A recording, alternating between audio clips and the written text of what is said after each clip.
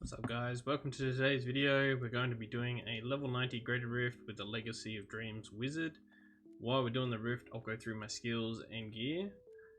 And just a reminder, I do stream on Twitch every Friday and Saturday nights Australian Central Time. If you do want to check out that link, it's below in the description.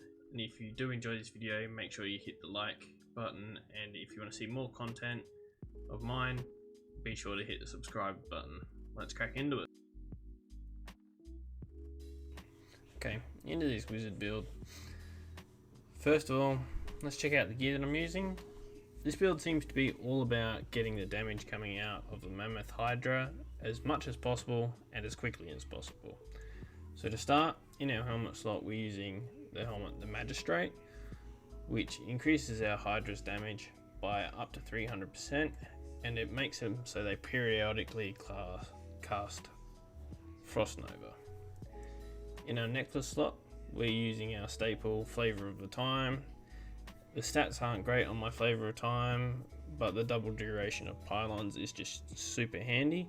I think the Flavor of Time's actually been nerfed. It seems to be more of a stat stick rather than an actual item that's considered, a real main slot item.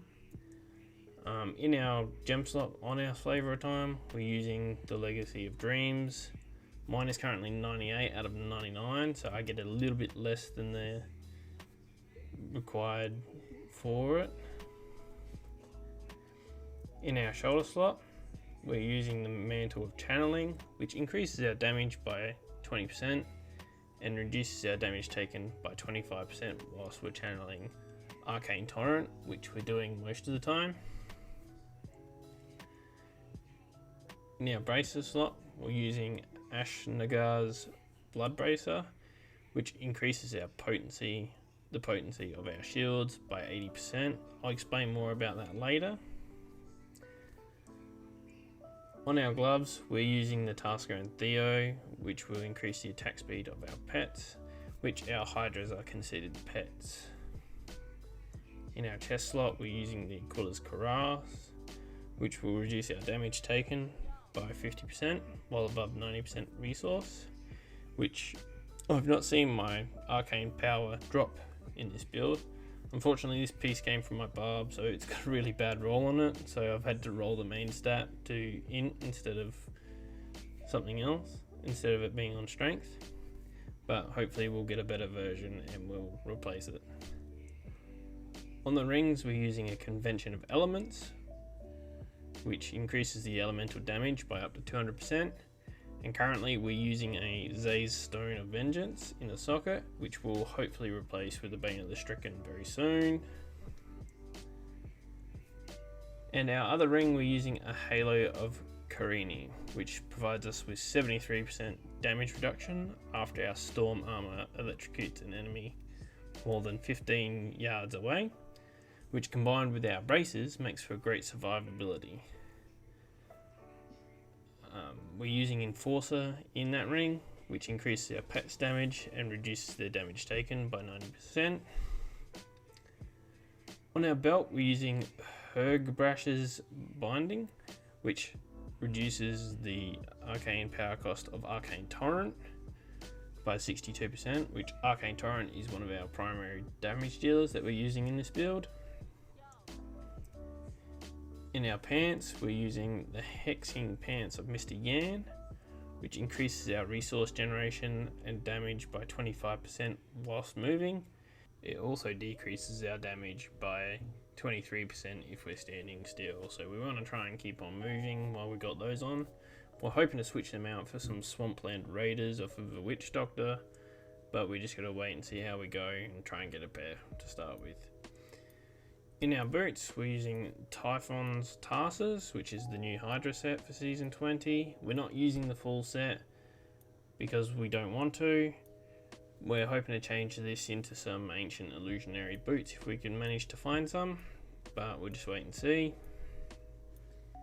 Our weapon, we're using a Serpent's Sparker, which allows us to have one extra Hydra up, and they deal 283% increased damage and can go higher.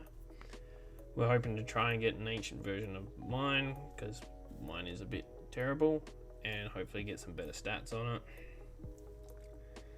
And finally we have our Primal Etched Sigil, which increases the damage of one of our arcane power spenders by 150%, and it randomly casts another damaging arcane spender. And surprisingly, I got this one from Kadala. I hadn't even done a 70 Greater Rift on my wizard yet. It was just really super weird. I just got all the blood shards off my barbarian, put them on my wizard, and just went to Kadala and tried to get that item, and it came out as primal, which was pretty cool. So let's check out Kanai's cube. For the 90 Greater Rift, I used in slot 1 the Orb of Infinite Depth, which each time we hit an enemy with Explosive Blast, our damage is increased by 10% and your damage reduction is increased by 20% for 6 seconds, and it stacks up to 4 times. So fully stacked we get 40% damage increase and 80% damage reduction, which is huge. In slot 2 we're using a Death Wish, which while we're channeling Arcane Torrent for at least a second, all damage is increased by 325%. And in slot 3 we're using Echoing Fury, which just gives us a raw damage increase as well as some increase in movement speed. For our skills, we're using Arcane Torrent with Flame Ward on our main click. We're using Black Hole with the Spell Steal rune on our right click. On our skill number 1, we're using Explosive Blast with the Chain Reaction rune. Skill 2, we're using Magic Weapon with Deflection rune. Skill 3, we're using Hydra with Mammoth rune. And skill 4, we're using Storm Armor with Power of the Storm. In our passives, we have Elemental Exposure, Galvanizing Ward, Unwavering Will, and Audacity. Uh-oh.